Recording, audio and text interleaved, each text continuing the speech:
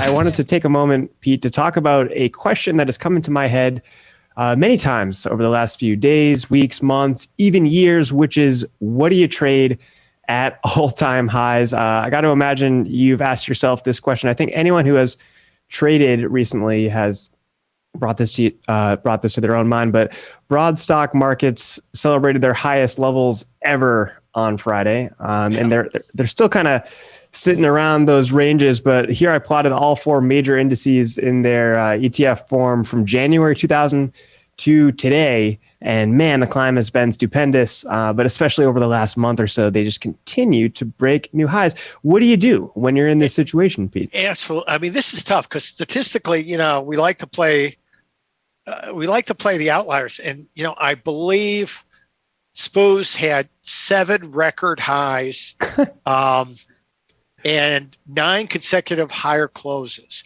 So, you look at 7 consecutive highs, and I mean, at 3 statistically, you're in the outlier mode. So, at 4, you're still looking at it. At 5, you're still looking at, and you're capitulating. And in my world, you're capitulating at 6. So, this is tough. There is that basis the up move 10% since October. There is not enough down move to trade the up move, so to speak. And what I mean by that is there's not enough pullback during the day to scalp this. And I think if you look at the chart, you'll say, well, yeah, there's a 100-point range in NASDAQ, but it really meant that you had to pin a high that was only there for 15 minutes and then pin a low that was there for less than 15 minutes. So you are a true athlete. I'm sure you could throw the dart perfectly, but I am not in the point of throwing darts like that. You need some tape action on both sides of that to be able to manage and make decisions. That doesn't give you this here. So there's a challenge for me. I don't even know if dexterity is part of the equation. It just happens so fast. Sometimes it's hard to catch those little dips. And I think a lot of people, when we're trading equities, at least, they'll fall into one of two camps, which is either trend follower or contrarian. So either ride this wave, and you would have done quite well if you had done that since the start of this graphic, as you would have invested long-term in many asset classes, or try and step against the momentum. And I think that's what a lot of folks here do. It's something that I like to do. And it's just been a pretty tough trade if you're stuck in the stock world. And here, we're looking at broad indices. So S&P, Dow, Russell, and NASDAQ. But even if you dig a little bit deeper and you look at sector ETFs, I have energy ETF, financials, industrials, technology, and consumer staples here. Everything, again, is still at these all-time highs that we're looking at from the start of the year, the low and the high for each of these products. You would have expected broad markets to move similarly, but so do sector ETFs. It's a great, this is a great visual because, you can, some of them starting from different points, they it's hard to judge scale, but here, I don't remember on an up move like this. On a down move, you tend to get reversion to, they all have the same correlation, so to speak. On the upside, you've always, it's a beaten up term, sector rotation, but you do see traditionally different performance, different segments of the market leading and others lagging, certainly positive correlation. Here it's like, so easy to say, but you buy anything and you're right. And that concept alone, when I hear that, troubles me as a contrarian. So, and what it tells me is that spreads wouldn't have worked. In other words, buy one and sell the other. Pairs trades wouldn't work. This is a very tough thing to trade for a contrarian. Yeah, that is such a great point, Pete, about those correlations kind of being independent when things are going well. Usually, at least in my experience, you would have energies up and financials aren't doing so well just because of their own sector-specific risks. And then when things sell off, they tend to converge to one. But here we're having a little bit of that opposite situation where everything is rallying kind of together, and where you thought you would have been able to offset, or diversify some of that risk, it hasn't been as consistent or moving as expected. But what this does present is a really unique opportunity for those willing to move outside of the world of stocks.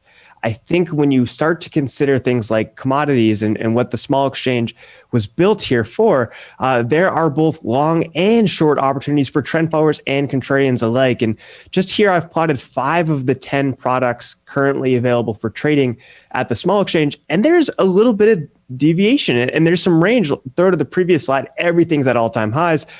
Go back to the small exchange and their product suite of commodities and interest rates, oil, precious metals, dollar, and even cannabis stocks. You at least have some two-sided action here. Right. And that's really exciting for me because you don't have to be trading something that is at all-time highs, and there's no precedent for where the thing could possibly go. Yeah, absolutely. I think you look at rates, even metals. Yes, it's hanging up near the highs, but new sectors of the equity markets are you're seeing dramatic underperformance and overperformance. But there it talks about the ability to diversify gets greater and greater every time we add a new product, new asset class. And that really, adoption is sometimes tough. It still is for me in crypto. But you look at this and you realize there is back and forth. Not everything. It kind of looks like, a stock car. Everything's pinned at the highs there. Yeah. So, your tachometer, your speedometer, everything else is pinned at the highs in that equity ETF world. Here, you're starting to see oils to interest rates to metals. We all know very different animals, but different opportunities, which is what we're looking for. So, question becomes, Mikey, do we add too many products? Because you look here, there's certainly a diversified set of products here, or do we diversify in a tiered fashion? And I think that's one of the things Smalls does really well, is because the contracts are smaller, because the daily range, oil is probably our biggest mover here, and it's $140. So versus $1,400 for a big CME contract. So you're looking at the ability to add movement both up and down. And even if you were just to start with 3 products, which is a great step in terms of diversification. Diversification isn't Amazon, Google, and Tesla. Hey, look at this. I've got 3 different performers. And your example on the slide before, it's not even adding a supposed should be a lagging sector like manufacturing. That's not right. That should be lagging. It's not. So here you've got the ability within movement. I want to say about $40 in the S30Y and probably around $80 in the sprays. So all in all, if you happen to be wrong everything, you're looking at, about a $250 loss. We trade products to diversify and smooth out our revenue, smooth out our P&L, both up and down, and get a little bit better opportunity in terms of tradable occurrence. So again, a great way to be able to look at markets here. Yeah, and not to say that you need to have a position necessarily in all 5 of these products, but at least to have different markets on your watch list, I think really opens up the world of opportunity. I mean, I can just think back to reading Wall Street Journal in college and hearing about crude oil prices going to over $100 a barrel. And I can look at today's price in the SMO futures. And yes, we're sitting on a recent high, around $85. That's a high level. It's a huge bounce from that zero lower bound that that the CME futures breached just a year ago. But knowing that $80 is not 100, and we've seen as low as zero, there's context, like there's previous movement at those levels, and you kind of have a little bit of a reference point to move off of, as opposed to S&Ps, for example, which are breaking new ground, or Bitcoin or Ethereum, where you don't even know how far the thing could run ahead of you. At least having some previous price context, at least for me, helps me ground myself and get familiar with current levels and kind of where we can go. And if you did want to add some of these products to your portfolio, this is the full suite offered from the small exchange, along with the historical 3-month correlations to the S&P 500. And really what we're trying to show here is that even though some of these markets are sitting at high levels, adding them to your portfolio doesn't necessarily mean adding the same exposure that you currently have. I mean, you look at 2-year interest rates, I think are a pretty good example. We're sitting at some recent highs in 2-year treasury yields. And I mean this in the medium term. But we're sitting at really longer term lows. Yeah. And adding this product is only a negative 0.09 correlation to an S&P 500 portfolio. So even though the market itself is sitting at higher levels, it doesn't necessarily interfere with your core equity portfolio. And I think that extends across a lot of the products, and especially the commodities offered from the small exchange. So staying product indifferent really lets you float to the hottest unique markets that are showing opportunity without interfering with that core stock portfolio. It's a great point, Mike, and I'm glad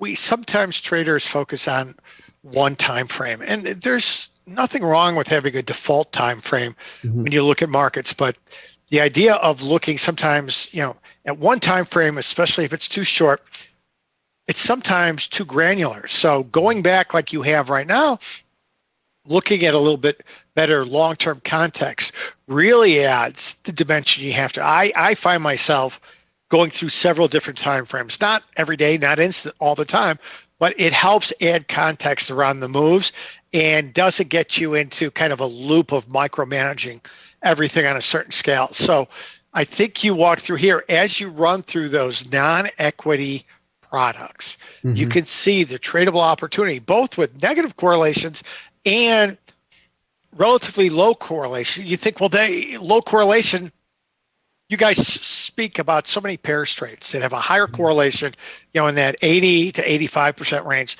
And that's what I'm looking for. Well, here's a case, and the argument I think we're making here is that by adding things with almost no correlation, we're truly diversifying our outcomes, which is what we want. We want product, it's so easy to say, I want indifference in my products. I want to go trade what's moving, what's active.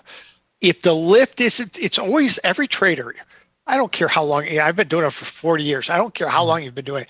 You weigh the lift of adding a new product versus the potential opportunity. And if that lift of learning or possible loss is high, you tend to say, I'm going to put that one away. Here, we're talking about scale and scope that lets you do that, which is really exciting.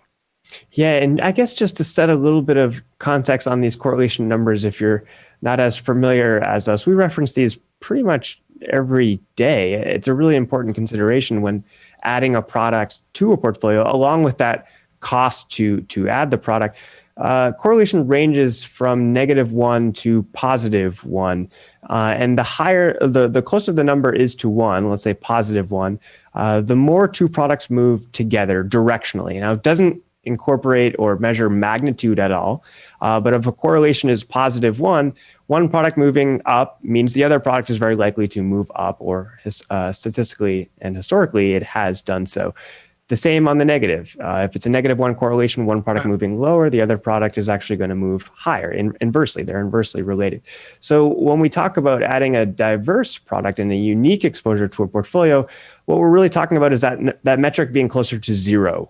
There's not a lot of statistical similarity between the two products. So you look at SPRE, precious metals, oil, dollar, all those interest rate products, they're going to move very separate from S&Ps, either SPY, ES, or the other products which track the S&P 500, which make them a really unique exposure to add to a portfolio, and also an interesting opportunity to keep your eye on, because they may not be at all-time highs while S&Ps are. They may not be crashing lower when S&Ps are crashing lower. So just a little bit of context there. Absolutely. And it's great context. And as you said, you don't have to pick 8. You don't have to pick 5. You can start with, honestly, just one, something outside your world of equities that you're trading. And maybe, you know what, maybe you're an oil trader and you like trading oil premium, and different strategies in the options markets afford you the ability to slow it down by defined risk, by where your strike selection. And that's great. Diversification comes in strategy and in product, and I think they stand hand in hand. It's not either or. If I'm diversified in strategy, I don't have to diversify in product. Question is, where do you start and how much do you add? Well, from my experience, the dangerous part is how much you add. I mean, for the first 10 years of my career, I never traded a bond. They were at a different exchange. I was used to trading in a pit and, not having that edge. Adding bonds were a very expensive learning curve for me until I started to get a sense of the appropriate size, the appropriate risk levels I was willing to tolerate in a direct. At that time, there were no options. It was strictly, static delta trading. So that was a learning curve. If I could have added those with a complementary position, not an institutionally sized position, I think the learning curve of doing a one lot in smalls tens and then looking at once I get comfortable, and I'm not recommending you get bigger right away. Sometimes, one is great because one is small enough, but the idea of scaling into ideas, scaling into diversification is really, really important. Institutional futures don't give you that. Small futures do. Wow, you read my mind, Pete. That's a great point. That's a precursor to a conversation that we'll be having on this show later in the week, which is kind of, is there an easy first future to trade? And the argument I want to make without giving too much away is that products aren't necessarily easier or more difficult. And the choice should be made based on the size of the product, the notional, the margin requirement, and how much the things move. And hopefully, if we've done our job right here at the Small Exchange, we've provided you guys products that are great for introductory trades, but also intermediate and advanced trades because of that scaled down notional size and therefore margin requirement and volatility of movement. So, wow, what a perfect preview for later week's show. Oh, this is going to be fun, Mike. Love doing it. Thanks so much for having me on. Yeah, no problem. And we're going to be back here in the next segment here on the TC Trade Network. We'll be doing Splash into Futures where we go through what's moving in the markets and maybe a few trade ideas. So stay tuned. Don't close your platform. We'll be back here in just a moment. Thanks so much, everybody.